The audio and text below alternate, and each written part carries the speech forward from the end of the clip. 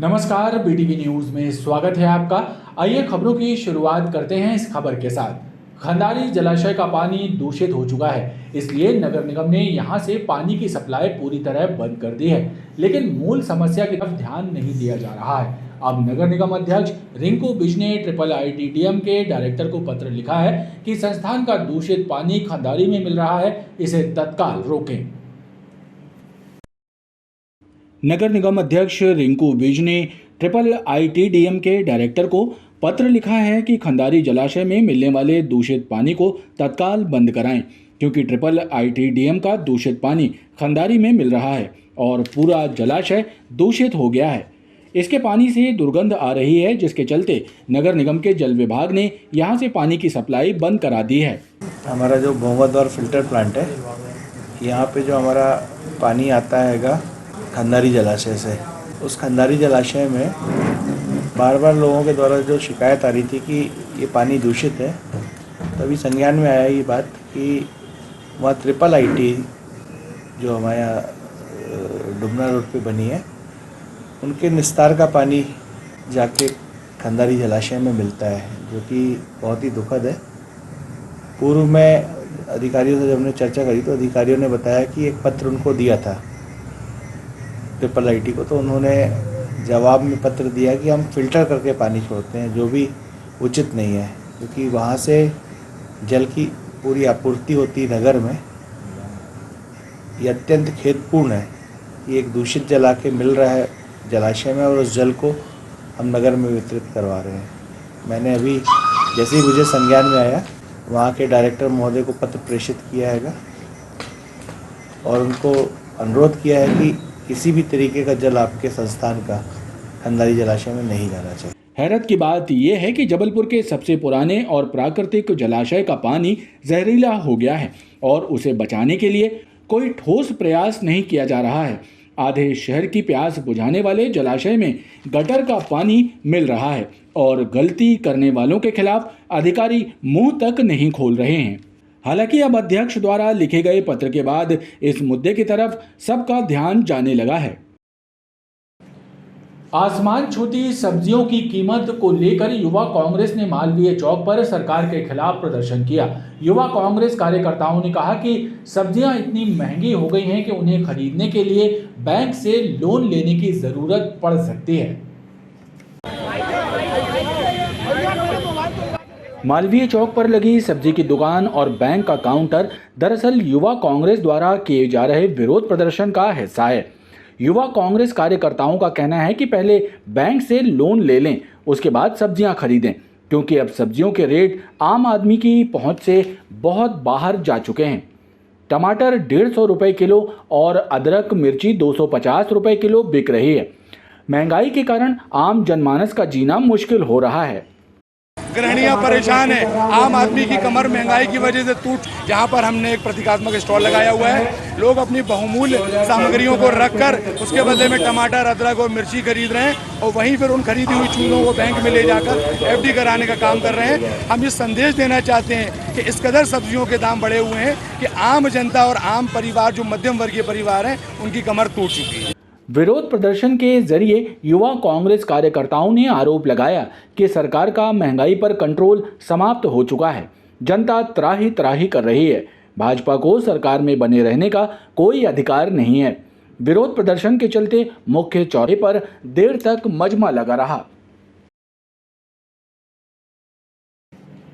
शराब दुकानों में मदिरा के प्रचार संबंधी विज्ञापन बोर्ड लगाए जाने के खिलाफ आबकारी विभाग ने अभियान चलाकर गोरखपुर, इंदिरा मार्केट, रांझी, ओमती, घमापुर समेत अन्य दुकानों की जांच कर विज्ञापन के बोर्ड हटाए गए। आबकारी कंट्रोल रूम प्रभारी GL मरावी ने बताया कि आबकारी आयुक्त के निर्देश पर लगातार अभियान चलाकर शराब के विज्ञापनों से संबंधित फ्लैक्स एवं बोर्ड अलग करवाए जा रहे हैं एवं सभी शराब दुकान संचालकों को निर्देश भी जारी किए गए हैं। मदिरा के विज्ञापन से संबंधित जो बोर्ड लगाए गए थे, उन पर आबकारी आयुक्त महोदय द्वारा आपत्ति ली गई थी कि किसी भी तरह से शराब का विज्ञापन उचित नहीं है और शराब की दुकानों में इस तरह के लगे हुए बोर्ड को हटाए जाएं। इस पर जो है तो आबकारी विभाग जबलपुर के द्वारा अभियान चला करके शहर के दुकानों से जिन दुकानों में शराब के बोर्ड पाए गए सभी को जो है तो नगर निगम अमला के साथ में मिलकर के और हटाए गए हैं। इस संबंध में इंदिरा मार्केट, रांझी, आधारताल, बलदेव बाग, क्षेत्रीय बस स्टैंड, ओमती, रसल चौक आदि और भी शहर के अन्य क्षेत्र हैं जिन पर जो है तो शराब के विज्ञापन के बोर्ड जो है तो हटवाए गए हैं। सीधी में हुई घटना की निंदा करते हुए एनएसयूआई ने एसपी कार्यालय के सामने गृह मंत्री और मुख्यमंत्री का पुतला दहन कर विरोध प्रदर्शन किया।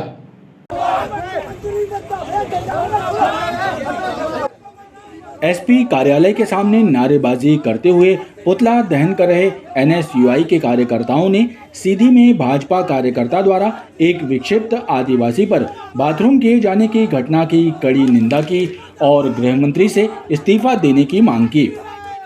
जिस तरह से भारतीय जनता पार्टी के एक विधायक के प्रतिनिधि ने हमारे आदिवासी परिवार के एक सदस्य के साथ जो एक घिनौना काम किया है, जिसका भारतीय राष्ट्रीय छात्र संगठन निंदा करता है, और मुख्यमंत्री को तत्काल इस्तीफा देना चाहिए, और गृह मंत्री को जो सवेरे से उठते ही एक मीडिया के सामने आके अपने आप को बहुत बड़ा बताते हैं कि यहाँ गुंडागर्दी खत्म हो गई है और बहुत अच्छा शांति का माहौल है और आदिवासी के साथ अत्याचार जारी है, जिसके विरोध में आज जबलपुर में पुलिस अधीक्षक कार्यालय के सामने मुख्यमंत्री गृह मंत्री का पुतला दहन किया गया है। कार्यकर्ताओं ने इस मामले में भाजपा कार्यकर्ता पर कार्रवाई करने की मांग की है।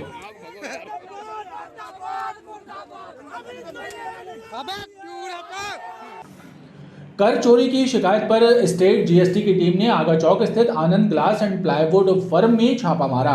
एसजीएसटी की टीम ने प्रतिष्ठान में स्टॉक एवं दस्तावेजों की जांच कर मिलान किया। अधिकारियों के अनुसार फिलहाल जांच जारी है और उसके बाद ही कर चोरी का खुलासा हो सकेगा। स्टेट जीएसटी की टीम ने आगा चौक स्थित आनंद ग्लास एंड प्लाईवुड फर्म पर छापा मारकर दस्तावेजों और स्टॉक की जांच आरंभ की।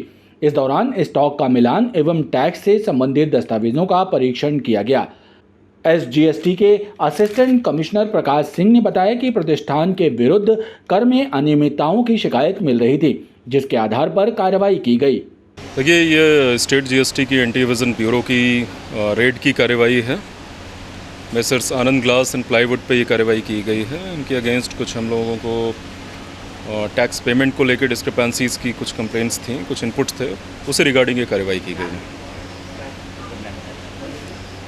मैं Prakash Singh, assistant commissioner, state GST anti evasion bureau. बताया जा रहा है कि जांच के बाद ही कर चोरी का खुलासा होगा। आदिवासी कांग्रेस के कार्यकर्ताओं ने बिरसा मुंडा तिराहे पर धरना दिया और प्रदेश में आदिवासियों पर हो रहे अत्याचारों पर रोक लगाने की मांग की है। उन्होंने हाल ही में सीधी में हुई घटना का हवाला देकर सख्त कार्रवाई करने पर जोर दिया है।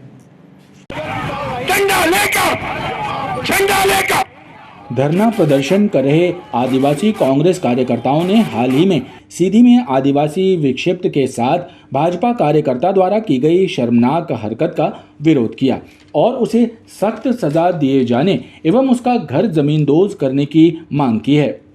पूर्व राज्य मंत्री कौशल्या गौटिया ने कहा, यदि जल्दी इस मामले में कार्रवाई नहीं होगी तो विश्व आदिवासी दिवस पर प्रदेश व्यापी आंदोलन किया जाएगा। सीधी जिले की घटना है। सोशल मीडिया पे एक वीडियो पूरे देश में वायरल हुआ, जिसमें एक कमज़ोर आदिवासी के ऊपर एक भारतीय जनता पार्टी का नेता, जो वहाँ के एक कद्दावर नेता केदारनाथ शुक्ला के प्रतिनिधि माने जाते हैं, उसने हमारे आदिवासी व्यक्ति के ऊपर पेशाब किया और ये वीडियो पूरे देश ने देखा। आज पूरे देश में बहुत ही गुस्सा है, बहुत ही आक्रोश है कि इतना अमानवीय कृत्य भी लोग कर सकते हैं।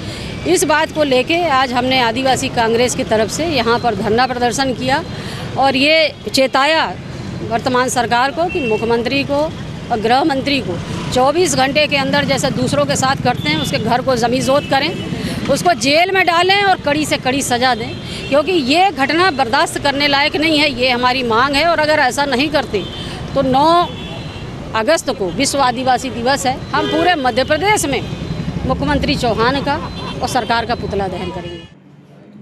ऑपरेशन शिकंजा के तहत रांझी पुलिस ने नशीले इंजेक्शन बेचने की फिराक में घूम रहे 2 आरोपियों को गिरफ्तार किया है और उनके कब्जे से 143 नग नशीले इंजेक्शन जब्त किए हैं।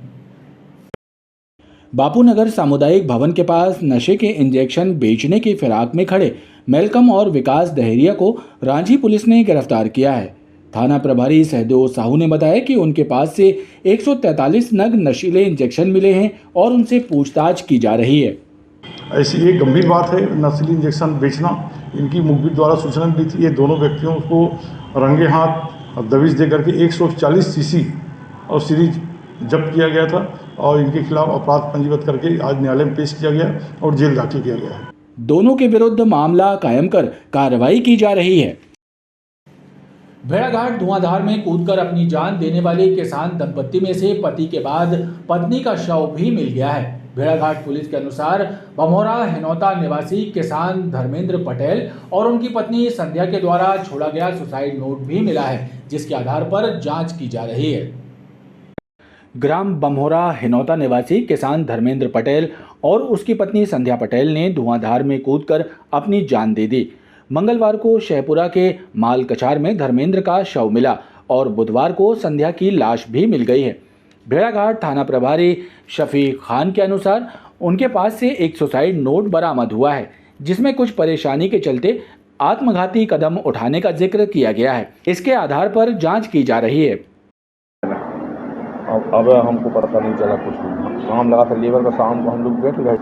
हाँ, वैसे जब जामान पड़ी तो हम गए तो स्कूल छोड़वाने हम गए। सबसे ज़्यादा सेवा वही करते थे आप? हाँ, डेली आपकी सेवा करते